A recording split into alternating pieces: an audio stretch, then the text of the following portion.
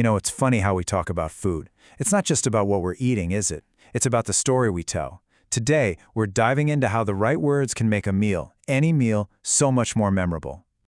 We've all been there, haven't we? You're sitting there trying to find a word that's better than just nice or, gross. Well, the good news is by the end of this, you are going to have a whole menu of words to perfectly capture every single culinary moment, from that first rumble in your stomach to the very last bite.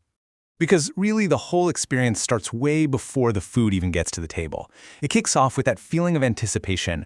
And believe it or not, our language has a whole specific vocabulary just to describe that feeling of desire.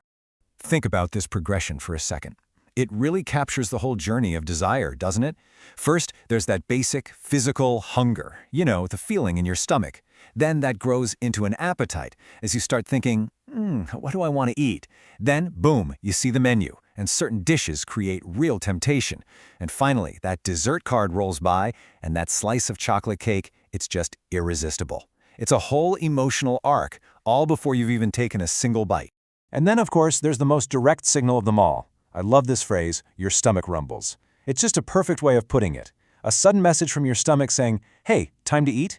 It's a feeling we all know, described in such a simple, perfect way.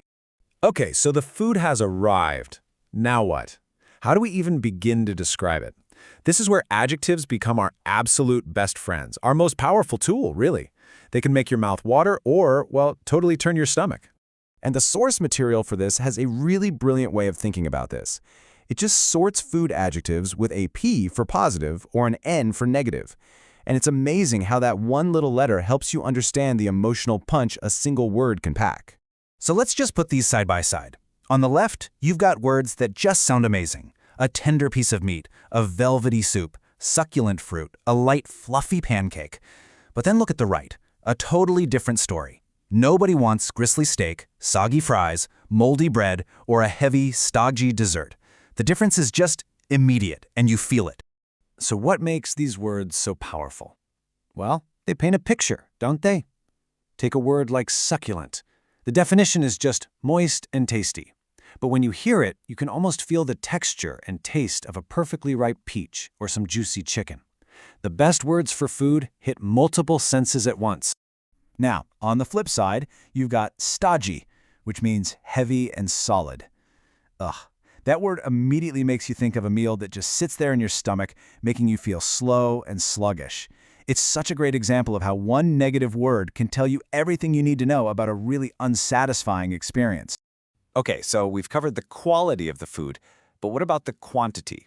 English has this wonderful, super precise set of tools for this, especially for things that we can't just, count easily. These tools have a name. They're called partitives. And their whole job is to help us quantify uncountable stuff. So, for example, you can't really have 2 rices, like you can have 2 potatoes, but you can't have 2 scoops of rice. Partitives basically give shape to the shapeless. It's pretty cool.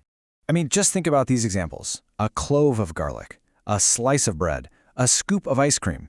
Each word gives you such a clear mental picture of the exact amount. It's so much more descriptive than just saying, some garlic or some ice cream. And what's really fascinating is how certain partitives just naturally go with certain foods. It's called collocation. As you can see here, you'd ask for a dab of sauce, right? Not a slice of it. You'd put a pinch of salt in a recipe, not a spoonful, hopefully. It's like these pairings are part of the secret code of speaking the language of food like a pro. So, let's recap. We've felt the hunger, we've described the food, and we've portioned it all out. What's left? Well, the action itself, eating. The verbs we use to talk about eating add that final, crucial layer of detail to the story of our meal. This slide kind of lays out the whole process, so you might just rustle up a quick meal when you're short on time. But if you're absolutely starving, you're going to devour it. Sometimes it's not about hunger at all, and you might find yourself comfort eating for emotional reasons. And then, of course, after a big meal, you just need a moment to sit back and let your dinner go down. Each one of those phrases describes a totally different mindset and way of eating.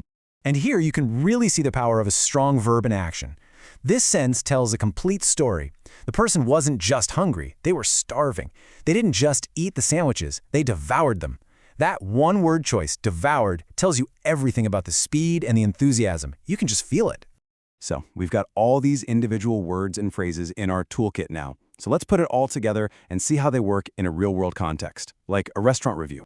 Just listen to how the vocabulary we've talked about makes this review come alive. The options weren't just good. They were tempting.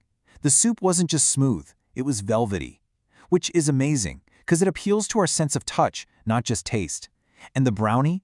The brownie was gooey, which is the perfect word for that sticky, incredible texture we all love. This is how you write about food in a way that makes someone else desperately want to try it. So what this all really shows is that language, it's a key ingredient in every single meal. It shapes how we remember things, how we experience them. So my challenge to you is this. The next time you eat, try to think beyond just good or bad. Was it succulent? Maybe it was a little stodgy. Did you devour it? Because taking a moment to put your meal into words, that can be the most satisfying course of all.